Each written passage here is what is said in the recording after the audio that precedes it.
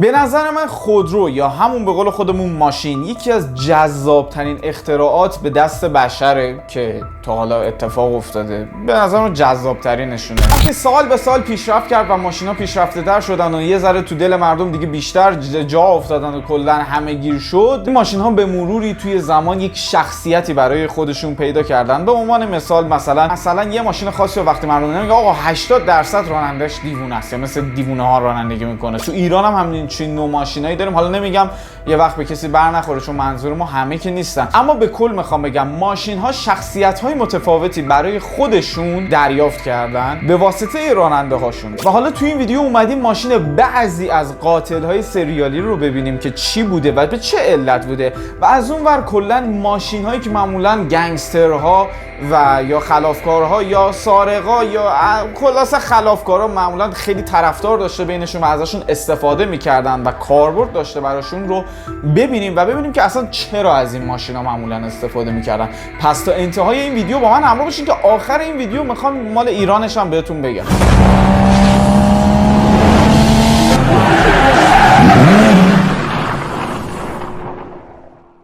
درود به همه، خیلی خوش اومدید به چنل داونشیفت و من علی هستم در کنارتون با یک ویدیوی جالب و جذاب دیگه که میخوام دیگه میدونین دیگه اول ویدیو توضیح دادم، پس بدون هیچ معطلی میریم سراغ ویدیو. ولی اول اینو بگم اگر ماشین باز هستین و گیمر هستین حتما میتونین این چنل رو سابسکرایب کنید، ویدیو رو حتما لایک کنید و به ویدیوهای دیگه هم حتما سر بزنید. ویدیوهای دیگه هم سر بزنید، مطمئنم خوشتون میاد. بزن بریم سراغ ویدیو. خب برای اولین کیسمون میخوام از یک قاتل سریالی بگم که اگر شما یک بار اگر تو عمرت راجع به قاتلای سریالی حالا تحقیق کرده باشی، مستند دیده باشی یا حتی اگرم تحقیق اینام نکرده باشی شاید به احتمال زیاد شنیده باشی. این آقای تد باندی رو شما به نظر من امکان نداره نشناسی. البته آقا که چه عرض کنم دیوس بلفطره ولی اگه نمیشناسید موردی نیستش، طبیعیه. من یه توضیح خیلی خلاصه بدونم چون محتوای ما راجع به ماشینه. این آقا یه دیوونه روانی بود به معنای واقعی، یعنی کیسای مورد نظرش خانوم‌های معمولاً خانوم‌های جوون بودن، حالا خانوم بوده کلا ولی حالا به احتمال جوون بودن بیشترشون. اینجوری بوده که تجاوز می‌کرده، قتل هم انجام داده، یعنی هم بهشون تجاوز می‌کرده هم می‌کشتشون. در این حد روانی بوده که حالا نه فقط اینکه اول مثلا کارو انجام بده بعد بکشتشون، بعضی موقع‌ها اول می‌کشته بعد به جسد آره، یعنی در این حد دیوونه. و ماجرا اونجا ترسناک‌تر میشه که ایشون قربانیاش بیشتر از 100 تن، یعنی تعدادشون خیلی زیاده هست، بیشتر از 100 تن. میدونی یعنی چقدر هم طول کشیده مثلا اینو پیداش کنن. یه آدم دیوونه روانی چه ماشینی استفاده میکرد، کلا ماشینش چی بوده و ببینیم از چه ماشینی استفاده میکرده. باورتون نمیشه، یعنی خودم هم موقعی که فهمیدم باورم نمیشه که قراره با همچین چیزی روبرو بشیم. من نمیفهم آخه بیتل چی میگه اینجا. حالا این بازی بیتل عادیو داره ولی فورزا ادیشنشو من این ورژن آفرودشو باگیشو آوردم ولی همونه دیگه، دقیقاً همین مدل بیتل رو حالا غیر حالت مسابقه ایش. ایشون یه بیتل سفید رنگ داشته و خیلی جالبه. خیلی قسمت جالبش اینجاست که یه وجه تمایزی بین این بیتل و تد باندی هست. شما اگر تد باندی رو ندونین که قاتل سریالیه، اگر قیافش رو ببینین اصلا بهش نمیخوره این آدم یه همچین دیوونه روانی بوده باشه. این فیلم میگه اتفاقا خیلی نه، آدم مهربون و خلاصه بی آزار و این چیزاست. دقیقاً هم همچین چیزی راجع به بیتل صدق میکنه. خب شما بعضی ماشینا اصلا یه حالت لاتوری دارن، مثلا میگی خب برمی اومد ازش، ولی این ماشین اصلا به قیافش همچین چیزی نمیخوره، یه ماشین گولی مگولیه اصلا چی. و جالب این بیتل فقط ماشین روزانه‌اش نبوده همینجوری جهت استفاده ها، از این ماشین سری استفاده های دیگه هم میکرده، جوری که حالا من نمیدونم ولی طی تحقیقاتی که انجام دادم، خب من قطعا برای ساختن این ویدیو رفتم تحقیق کردم، چند تا ویدیو دیدم، اطلاعات جمع کردم، نمیدونم فقط این ماشین اینجوری میشده یا ماشینای دیگه هم بودن، ولی یه کاری میکرده که در بجز در راننده یک جوری قفل می شده. راجع به قفل کودک صحبت نمی کنم، از بیرون هم باز نمی شد. اصلا فکر کنم اون موقع قفل کودک وجود نداشته. یه کاری میتونسته با این بیتله بکنه که این در آقا به هر حال به هیچ جوری وا نمی شده که قربانی توش قشنگ نتونه دره، فقط خودش بتونه حالا یا در رو باز کنه یا از اون یکی در قربانی رو خارج کنه. و خلاصه بیتل ماشین این آدم بوده و جالبه از هیچ ماشین دیگه ای هم استفاده نکرده، نه ون نه چیز دیگه ای، فقط بیتل، همون بیتل سفید از اولین قربانیش تا آخرین قربانیش همون ماشین رو داشته، عوض هم نکرده هیچ چیش رو.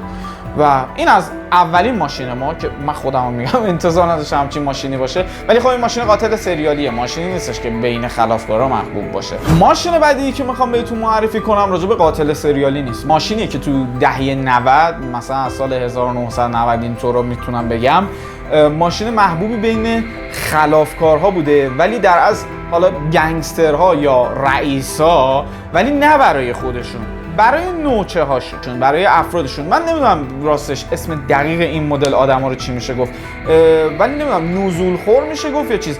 من هنوزم هست تو خارج از کشور، مثلا فکر کنم تو ایران هم باشه، اینجوریه که مثلا یه پولی بهت قرض میدن، بعدش مثلا میگه اگه تو یه هفته دیگه، یه ماه دیگه این پولو مثلا با فلان سودش یا خودشو نیاری، مثلا گوشتو میبریم، نمیدونم خانواده‌تو فلان میکنیم، میان میزننت و افرادشو میفرسته میان بزننت، یه ذره دیگه بهت وقت میدن و تا موقعی که تو ندی دیگه میکشنه. نمیدونم حالا بهش چی میگن، نزول خو میگن یا اینا. حالا ولی شما فرض کن سال مثلا 1990 1992 شما ایران نیستی، خارج از کشوری و یه پولی از این مدل آدما از رئیسشون قرض گرفتی، گفتی بهت تا ماه بعدی برمیگردونم.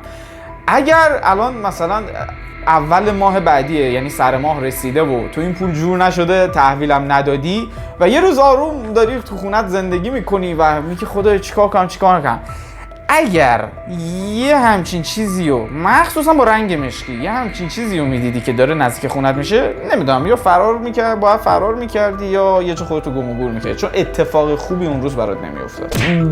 بله راجع به M5 مال سال 1988 ولی ورژن 1990 اگه اشتباه نکنم یه فیس لیفت دیگه ازش اومد، بیشتر از اون استفاده میکردن ولی ایشون هم بود جزوش. خلاصه خیلی شبیه به همن. از این ماشین استفاده میکنن ولی نه برای خودشون، برای افرادشون. نوچه هاشون توی این ماشینا میشستن میومدن سراغت، معمولا این ماشین رو سوار بودن. خب خیلی هم برخلاف بیتل دلیل منطقی هم داشته. برای اون سالها شما به عنوان یک ماشین شهری برای زمان خودش که پرفورمنس خوب، هندلینگ خوب، خب ببین تو الان فرض کن رئیسی میخوای برای نوچه‌هات ماشین جور کنی راحت و بدون مشکل، هم تردد کنن هم بتونن اگه لازم بود ضربه بزنن به ماشینی، هم اگه لازم بود ببخشید یه جنازه بندازن توی صندوق. قشنگ این ماشین همه چیزو داره برای زمان خودش. باز میگم پرفورمنس، سرعت، شتاب عالی، بدنه مقاوم، داخل جادار، 4 تا نوچه کله گنده بشینن تو ماشین، واقعا جاداره. درو اگه وا کنیم شما نگاه کنید واقعا جاداره.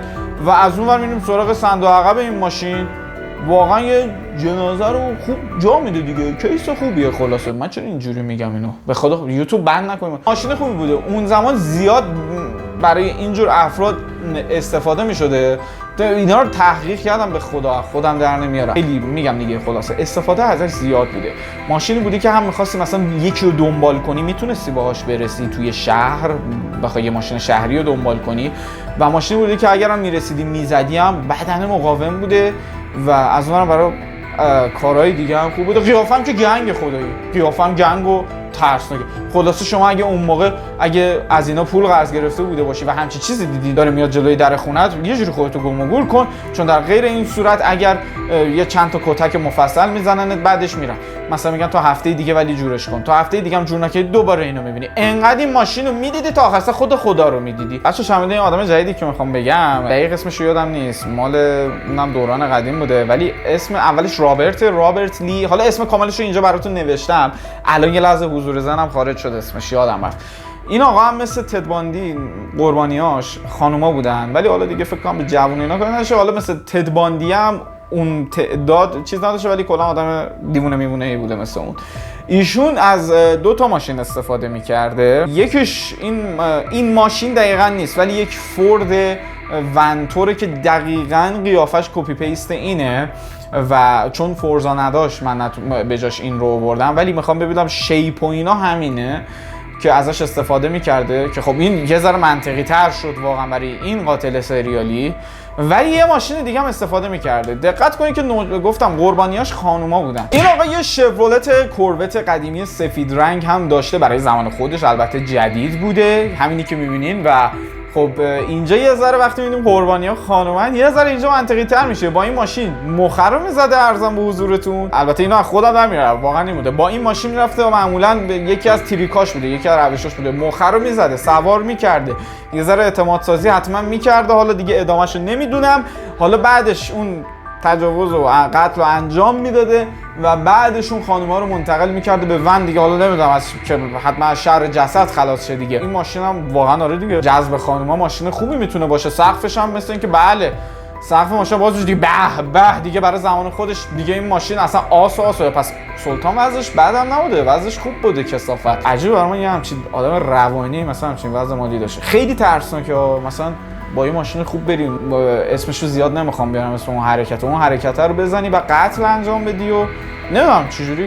من انسان نمیتونم بگم به همچین آدمی، ولی کلا ماشینش همچین چیز این دوتا ماشین بوده. اما دسته بعدی خلافکارها رو میخوام بهتون بگم که دیگه این دفعه میخوام راجع به همین مدل GMC که بهتون نشون دادم صحبت کنم و دو جو فورد های این سبک ون، این چون ون های مختلف دقیقاً همین سبک و همین سال.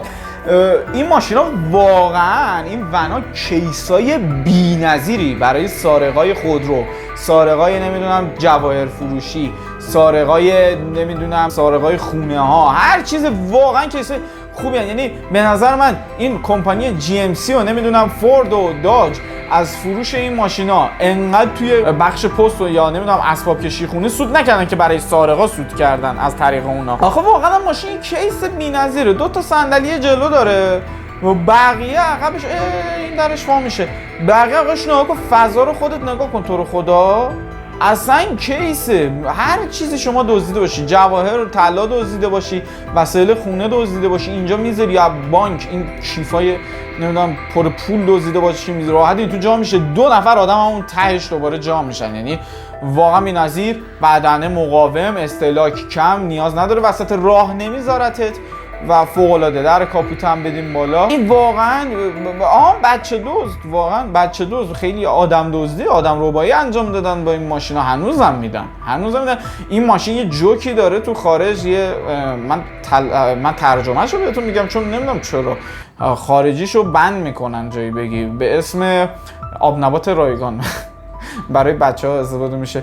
و آره واقعا تو فیلم هوم الون هم اگه دیده باشین که دزداش دقیقاً یه همچین سبک ماشین داشتن، یادم این سالا داج بود یا GMC بود. این ماشینی که میخوام بهتون بگم بیشتر فاز در واقع خلاف بودن ازش، آدم وای به خلاف بودن ازش میگیره، وگرنه تو دنیای واقعی زیاد اینجوری نبود. ولی تو همون زمانهای قدیم هالیوود، اون فیلم‌های نوستالژی که حالا فیلمبازا بیشتر میدونن، این ماشین یعنی در واقع میشه گفت مخصوصا رنگ مشکیش قبولم دارم، واقعا بهش میاد همچین چیزی باشه. این ماشین داج چارجر واقعا ماشین خلافکارای هالیوود بود توی اون زمان و حالا بعدها توی فیلم‌های فست اند فیوریوس شد ماشین قهرمان، ماشین سوپرمن، ماشین دومتورتو.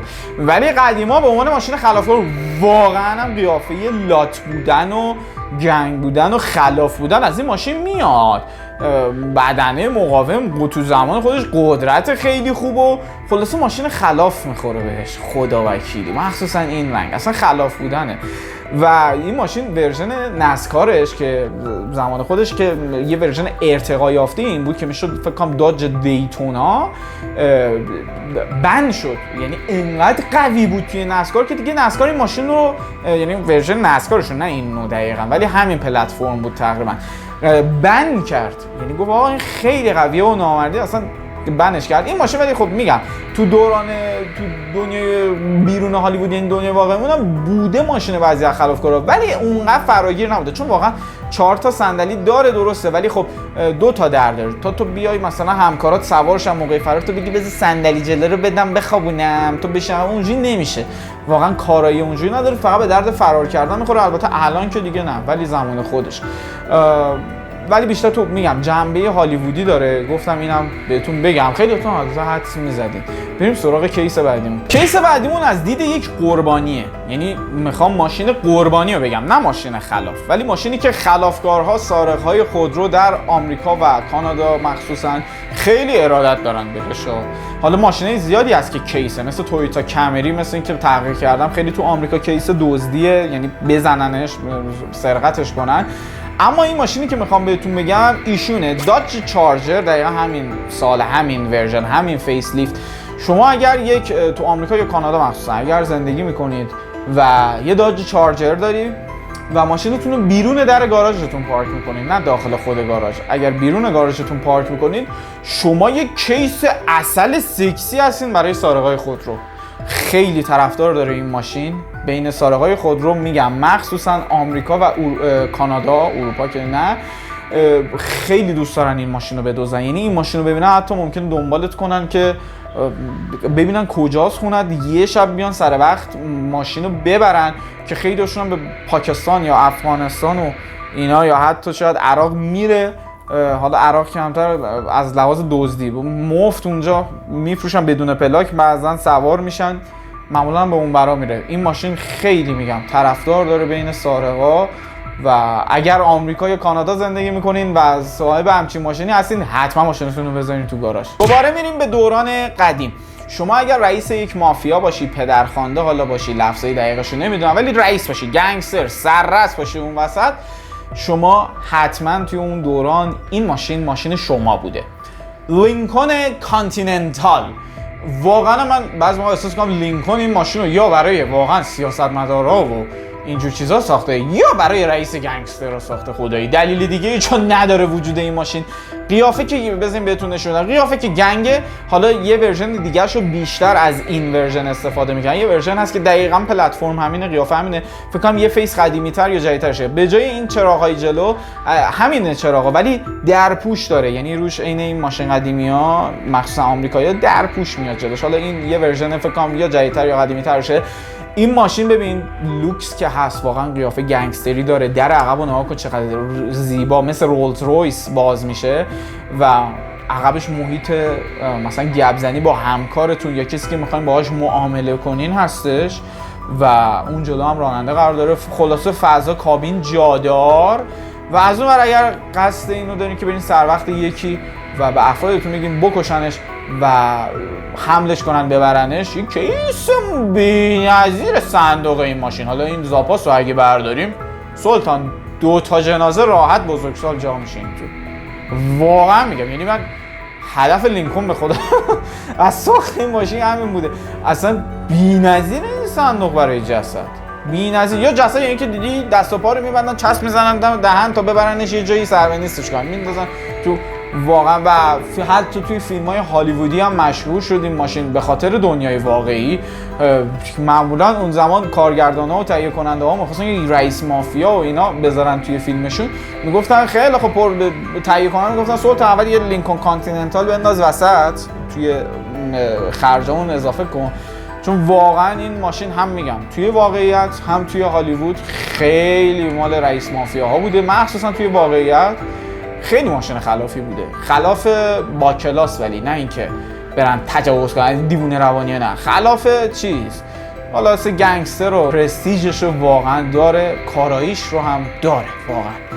و این ماشین خیلی خیلی مورد استفاده قرار میگرفته و اتفاقا ماشین یکی از قاتلای سریالی هم بوده که اسمش رو یادم نیست واقعا، ولی بوده و نه یکی، چند تا قاتل سریالی، ولی در اصل برای رئیس مافیاها و رئیس گنگسترها دیگه نمیگم استفاده میشده. قابلیتاش هم که دیدیم واقعا به کار میاد از همه نظر. ماشین بعدی مخصوص ایرانیاست. حالا نه لزوما ایرانی‌های داخل ایران، حالا ایرانیایی که خارج ایران هم زندگی میکنن. آقا بزنین بهتون معرفی کنم، خدایی قبول کنین، مرسدس بنز جی کلاس. واقعا مرسدس AMG جی کلاس، یعنی هر چی، حالا تک و توک توشون آدم درست درمون پیدا میشه، ولی واقعا جی کلاس و رانتخور یا نمیدونم کلاهبردار، سایت بت، آخه میخوای صاحباشون رو مثال بزنم، داوود هزینه، سایت بت کلاهبرداری، ساشا صبحانی، اند دیوس، نمیدونم هستن، بازم آدمایی هستن، ولی خب آدم درستم میگم توشون پیدا میشه. اگه شما جی کلاس داری نگران نباش، منظورم شما نیستی، من دارم، ولی بیش خیلی حتما به پای ثابت خلاف کارهای یعنی کلاهبرداری اینا هست. مثلا آقای مانی خوشبین که خب کلاهبرداری اینا نیست، ولی خب اونم داره، من منظورم اونها نیستم، ولی شما هر کلاهبردار، علی حسن VIP اونم جی کلاس داره، همشون ببین مثلا شاید لامبورگینی یا اون یکی مکلارن داشته باشه، اون یکی لامبورگینی داشته باشه، اون یکی نمیدونم یه پورشه ای داشته باشه، ولی در کنارشون جی کلاس هم دارن. جی کلاس پای ثابت آدم کلاهبردار، آدم راندخور، آدم دزد یا هر گوه دیگه‌ای که میخورن برای ایرانیا هست و باهاش هم میان اتفاقا گذرم وقت ایران سیس هم میگیرن. خیلی هاشون خلاصه کلاهبردارن و خلاصه مثلا میبینی جی کلاس رو میزنن تو بک‌گراند ریلزشون و میگن آیا تو هم میخوای مثل ما پولدار شی اینجا ثبت نام کن. پای ثابت در صورتی که من تأسف میخوام که چرا این ماشین باید نماد کلاهبردارا رو اینا باشه، در صورتی که ما باید به این ماشین افتخار کنیم، چون این ماشین اگر حالا دلیلش رو نمیارم، اونی که بخواد بدونه میدونه چرا ما باید به این ماشین افتخار کنیم، چون کاملا این ماشین به ما مربوطه. ولی الان حداقل الان که راجع به صحبت میکنیم ماشین راندخوارها، کلاهبردارها، دزدها، مال مردم خور، بیشترشون همشون این ماشین هست، حداقل تو گاراژشون این ماشین هست.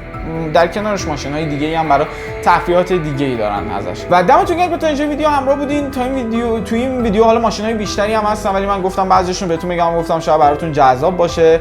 به هر حال خواستم یه محتوای جدیدی هم به کانالم حالا اضافه کرده باشم. همیشه تکراری میشه بخوام یه سری چیزای عادی بذارم. گفتم اینا رو هم بذارم، شاید خوشتون بیاد، نظرتون توی کامنت‌ها بنویسین و تا یک ویدیوی دیگه خدا نگهدارتون.